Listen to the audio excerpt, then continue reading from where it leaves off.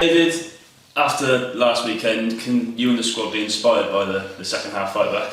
Yeah, I think we have to.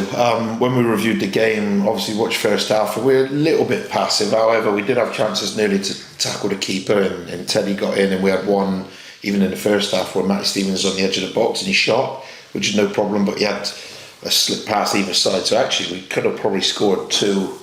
We should have at least had two in the first half when we reviewed the video. And they scored from, obviously, the cross and a couple of crosses and a bad press, and then they obviously had the free kick, so they actually only had 3 shots themselves of any note. So the first half I thought was quite cagey. However, there a couple of quality moments for them, or not such good moments from us, led to goals. And then the second half, the lads showed really good character. I think what they did is they were braver with the ball. So instead of taking a sideways pass, they took a shorter forward pass, and it made a huge difference. And I thought Notts County were a really, really good team. But I think we look like a really good team, and we need to continue those types of brave performances more and more, and then the wins will come. A lot of plaudits from last weekend from Notts County fans. Luke Williams, very complimentary.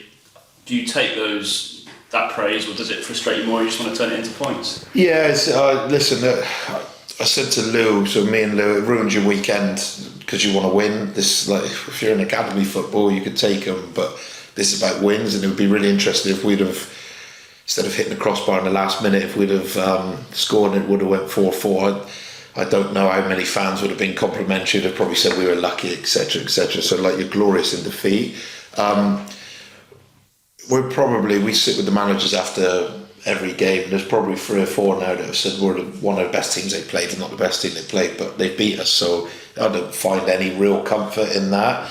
What I would say is if your performances are strong over a period of time, and statistically you're strong over a period of time, then you believe it will turn. I think when you're absolutely hopeless, like the Newport game or the second half against Crewe, then if that was week after week after week, you'd start to worry. We've got quality in the team that is playing at the moment, and quality coming back.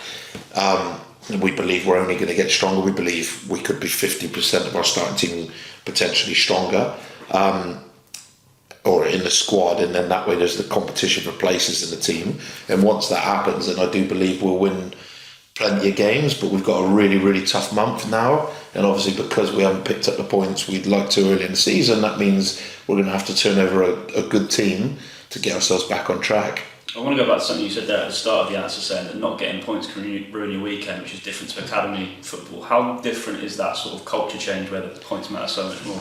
Yeah, it hurts. I'll be honest, it's not more for me. I struggle for the supporters. My little boy is a supporter of Bristol City, and when they lose, you see how much it hurts him. And I really feel like these supporters go away to Notts County and Harrogate, and the ones that spend their money to come at home, and you want to send them home with a smile on their face.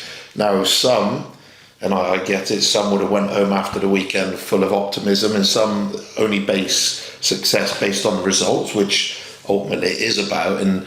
And really you want to play well and win, and then you satisfy everybody. And we really appreciate how they've been with me, Lou, and the staff and the team. They've been really, really supportive and really good. And we want to send them home with smiles on their faces. That's because we've entertained them and picked up 3 points. And obviously at the moment we haven't done that enough. And yeah, like I say, it hurts me for those, because I believe the quality of the work we're doing is really, really good. And I believe we've got players to come back that is going to make us a better team, stronger squad, whatever you want to call it. And it's just frustrating that they probably haven't quite seen the new Forest Green team yet. And we're 9 games in, and we're 50-60% of our team down and not been available once yet. And that bit hurts, and that's the bit that keeps playing over your mind and keeps me up at night. And I guess the good thing is, if it's like that, it's because I care. And we'll keep working, because we do believe we're close now. I think if we touch on injury news, nothing too imminent, but you did mention in your press just now, Jordan Garrett being back running on the grass is a big thing, given how serious his injury was. Yeah, exactly that. So we had up to now a reasonable week. We got one we need to check today.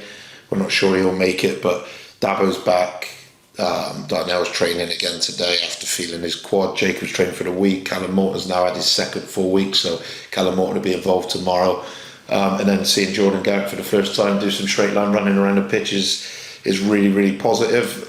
I've only ever watched really clips of him. I saw him for 45 minutes against Plymouth and then unfortunately lost him. So he's another one, but he looks like he's one that could excite the crowd, gets a goal, stretch teams in behind. So he's one that we obviously want back, but I won't rush him this final step because I can't keep saying there's a new Forest Green team coming, rushing them back, they break down and then say the same thing the following week. So I have to learn as a head coach that I have to get that balance between patience and demanding for now.